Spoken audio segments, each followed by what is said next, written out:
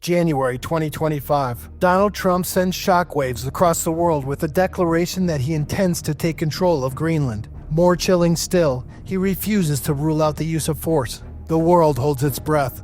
But this isn't the first time Greenland has faced the threat of conquest.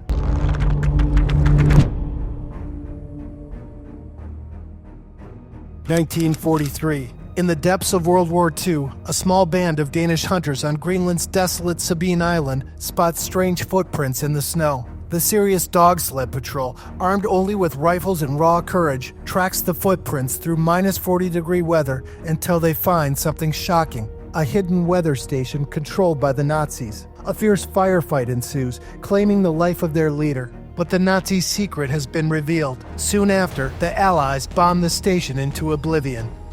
Fast forward to 2018. A Danish intelligence officer's phone buzzes in the dead of night. He has urgently warned Chinese companies are secretly negotiating to build 3 major airports across Greenland. These aren't ordinary airports. They're large enough to handle military aircraft and perfectly positioned for control of the region. Within hours, urgent calls light up secure lines between Copenhagen and Washington. This isn't China's first move in the Arctic, and it wouldn't be their last. Their state companies have already tried to buy a former naval base and gain access to vital mineral deposits. Each move sends shockwaves through the halls of power.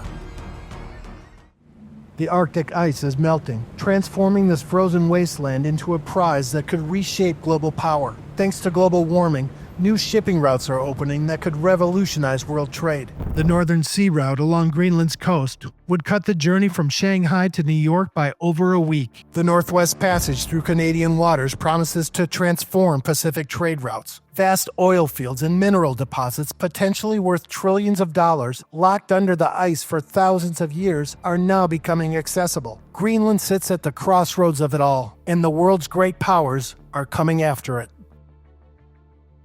Between Greenland, Iceland, and the UK lies the GIUK Gap, a strategic gateway that controls access to the Atlantic Ocean. Every Russian submarine, every Chinese warship must pass through these waters to reach America's eastern shores. In 2024, U.S. Navy commanders watched as something unprecedented unfolded. Russian icebreakers carved paths for Chinese warships through Arctic waters, their first joint patrol in the region. The balance of power shifts further every day. Russia commands 40 icebreakers in these crucial waters. America has just 2.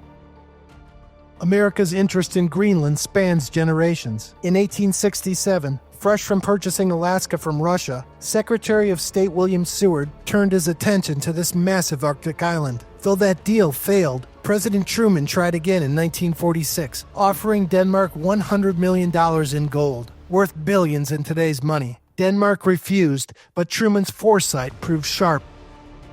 As the Cold War between the Soviet Union and the U.S. intensified, Greenland became vital for America's early warning radar systems and for NATO's defense network. The crown jewel of this strategy became Thule Air Base, America's northernmost military installation. Built in 1951, it is still operating today as a crucial early warning station, deep space monitoring site, and symbol of American presence in the Arctic.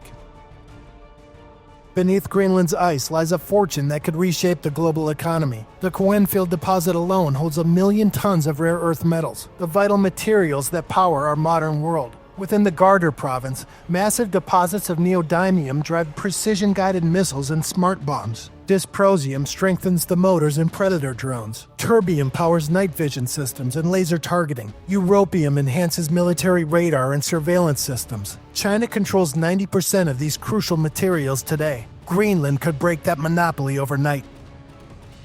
Around the world, a pattern emerges from China's past. Build, trap, control. Every port they seize and every base they build tell us exactly what they plan for the Arctic. Their $1 trillion Belt and Road Initiative has already spread through 149 countries, following a calculated strategy. When Sri Lanka couldn't pay its debts, China seized control of its most critical port. When Pakistan needed infrastructure, China gained military access to another strategic port. In Djibouti, they built their first overseas military base. Now, their Polar Silk Road Initiative aims to repeat this pattern in the Arctic. Those 3 airports in Greenland, they were just the beginning.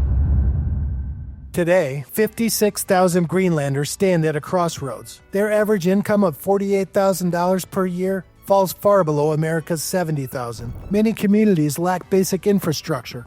Young people often leave their communities behind, seeking better lives elsewhere. But there's another path forward. Look at Alaska and Hawaii, once independent territories, now among America's most prosperous states. The near absence of independence movements in these states tells a powerful story. Partnership, done right, can work for everyone.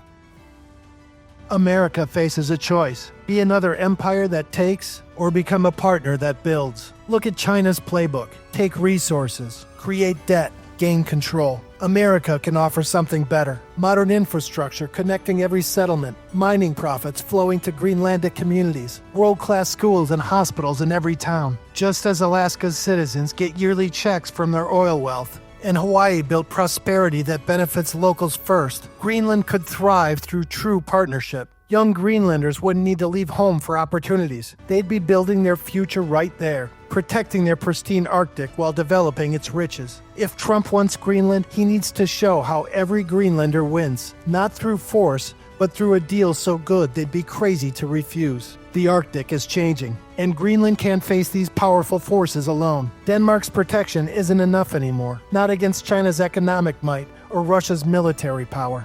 The world has seen what happens when authoritarian powers move in. Resources stripped, wealth drained, independence lost. But there's another way. A partnership that keeps Greenland's wealth where it belongs, with its people. The choice must belong to Greenlanders, not through threats of force, but through a vision of shared prosperity so compelling it speaks for itself.